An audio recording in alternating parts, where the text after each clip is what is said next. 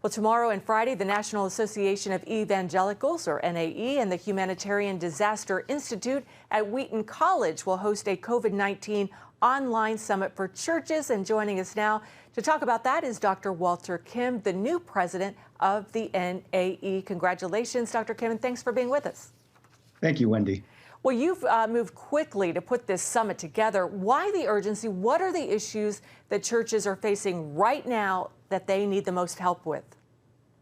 Churches across the country are seeking for ways to be connected to one another, but also to be a good neighbor. God calls us to love him, but also to love our neighbor. And part of the challenge that we're facing is that loving our neighbor requires physical distancing. And yet churches also recognize the deep spiritual solidarity that is represented in our worship services. So how do you hold these things together? How do you be a good neighbor? How do you love your neighbor by creating physical distancing and mitigating the spread of this virus, yet at the same time holding true to our convictions that we're called to live life together, to worship God? And so we're seeking to put together resources that help churches understand this complex problem from a multitude of angles: the medical angle, the spiritual angle, practical angles, economic issues that are at play, and creative ways to consider what does it mean to conduct ministry in a period of crisis. Good questions. Well, there's concern that this pandemic could hurt church attendance long term, especially those who aren't regular attenders. What are your thoughts on church attendance? What we're discovering in a rather quick fashion is certainly there are challenges that face churches as they cancel in-person worship services. But as churches are doing creative things like going more online or encouraging house worship, we're finding actually that the gospel is being presented in fresh ways. We're at a point in our country where people are asking pretty serious questions about meaning in life and where do you find hope in the midst of anxiety.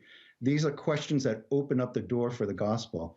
So I've been hearing reports from around the country of churches that have been able to share their online services with those who may never have darkened the door of a church previously, but now perhaps for the first time are asking serious questions about life and death, about God. Wow. Well, there's also concern, of course, about giving and tithing. And will it suffer during this time? I understand that this was true of your church last weekend when you went to an online service. What are you hearing from other churches on this issue, and what are you encouraging them to do? Churches are in a variety of places with this.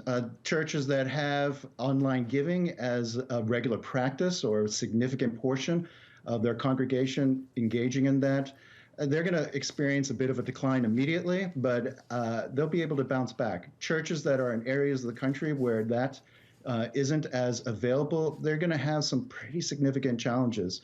The NAE and many denominations within the NAE are seeking for ways to make online giving more readily available.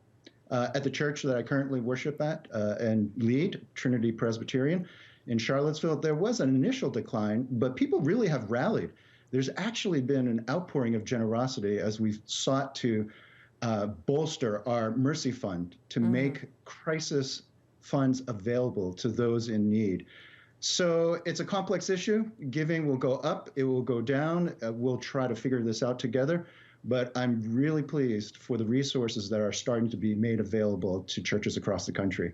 Right. Yeah, we can't forget this is the time for the church to step up and not down, especially with giving. Dr. Kim, thank you so much for being with us today.